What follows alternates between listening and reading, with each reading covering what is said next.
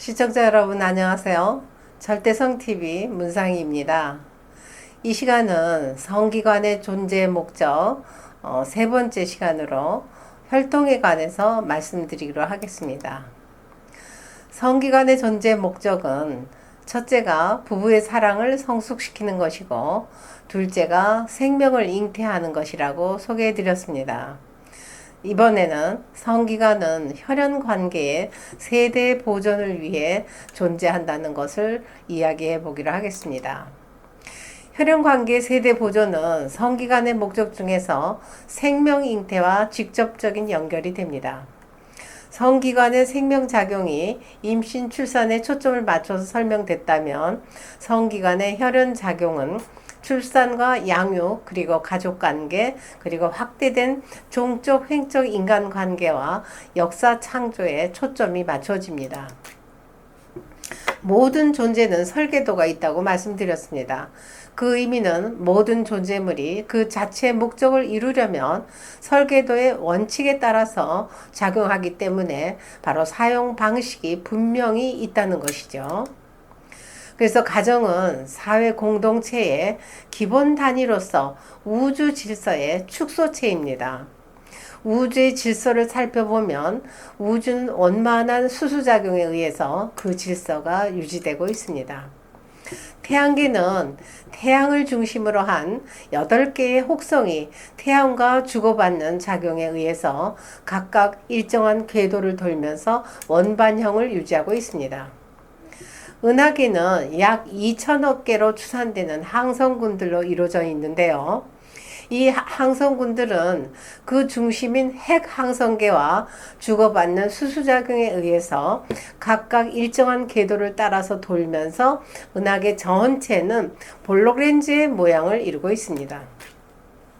그리고 우주에는 약 1천억 개의 은하계가 또 있는데요. 각각의 은하계도 역시 우주의 중심부와 주고받는 수수작용을 하면서 일정한 궤도를 따라서 돌면서 우주 전체의 조화와 통일이 이루어지고 있습니다. 지구는 태양과 작용하면서 다른 혹성과 함께 태양계를 형성하고 있는데요. 태양은 주체 위치에서 지구는 대상 위치에서 돌고 있습니다. 태양은 다른 수많은 항성과 더불어서 은하계의 중심에 있는 핵 항성계와 작용을 해가지고 은하계를 형성하고 있습니다.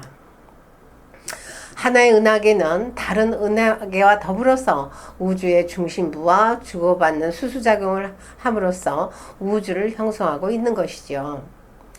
우주의 종족 질서는 위성인 달이 있고요. 그 다음에 혹성인 지구가 있고, 그 다음에 항성인 태양이 있습니다. 그리고 핵 항성계가 있고, 그 위에는, 그 다음에 더 큰 그 우주 위에는 우주의 중심부로 이어지는 계열로 운동하고 있습니다. 우주의 이렇게 횡적 질서는 태양계를 보면은 태양을 중심하고 수성, 금성, 지구, 화성, 목성, 토성, 천왕성, 해왕성, 명왕성 등 8개의 혹성이 횡적으로 아주 질서정연하게 배열되어서 돌고 작용하고 있습니다. 태양을 중심한 이들 혹성 간의 배열은 태양계를 중심한 횡적 질서입니다. 이런 횡적 질서가 다른 항생계에도 나타나고 있다는 사실은 오늘날 천문학에서 이미 많이 입증하고 있는 사실입니다. 우주의 종적인 질서와 그 다음에 횡적인 질서는 가정의 종적 횡적 질서의 확대형이라고 볼 수 있습니다. 인간 개개인은 가정을 구성하고 있는 구성원이지요. 그런 측면에서 볼 때 바로 인간 개개인은 작은 우주, 즉 소우주라고 말합니다. 그 질서적으로 볼 때 가정 역시 우주의 축소체예요. 다시 말해서 우주의 종적 질서와 횡적 질서는 가정의 종적 횡적 질서의 확대형입니다. 하나의 은하계에는 태양계와 같은 항성계가 무수히 있으며 대우주에는 은하계가 또한 무수히 존재합니다. 따라서 우주 질서는 가정 질서의 무수한 종적, 횡적 집합체의 확대형이라고 말할 수 있습니다.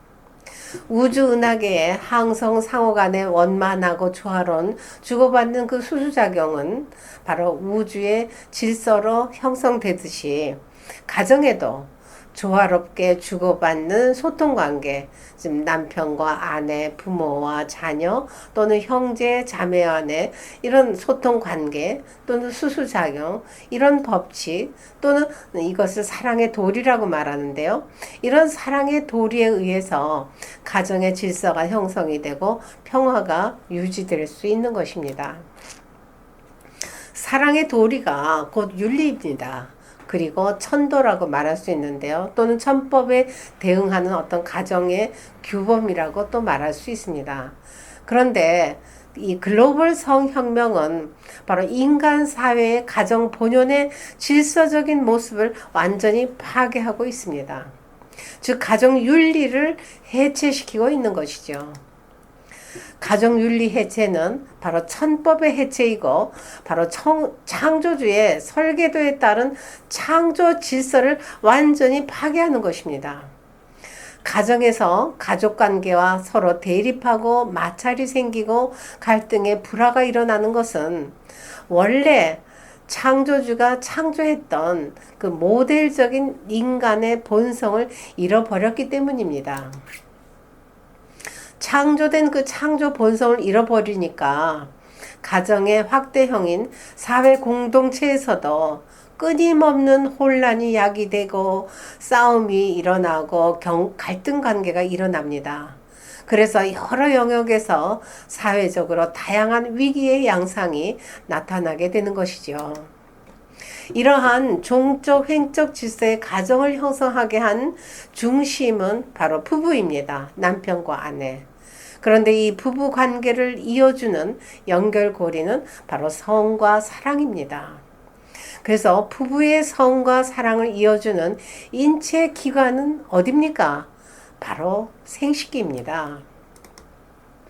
가정이 평화롭고 원만하게 유지되려면 부부의 성과 사랑의 질서가 유지되어야 하며 성과 사랑의 질서의 핵심은 바로 생식기 합일의 질서가 지켜져야 합니다. 생식기 합일의 질서는 반드시 배우자끼리만 생식기가 하나로 합쳐질 수 있다는 것입니다. 아버지와 딸 혹은 어머니와 아들 혹은 형제 자매끼리 이것은 전부 근친상간이죠. 그래서 성과 사랑의 질서를 완전히 파괴하는 관계입니다. 또는 동성끼리 생식기 합일? 그 불가능이죠. 그렇죠? 그래서 동성은 학문선교를 하는 거죠. 그래서 역시 성과 사랑의 질서를 파괴하는 이 모든 동성끼리의 생식기 합일은 우주의 보편적 법칙을 완전히 무너뜨리는 그런 행동이기 때문에 바로 설계도에서 완전히 벗어난, 즉 무질서를 만들어내는 그런 행동이라고 볼 수 있는 것입니다.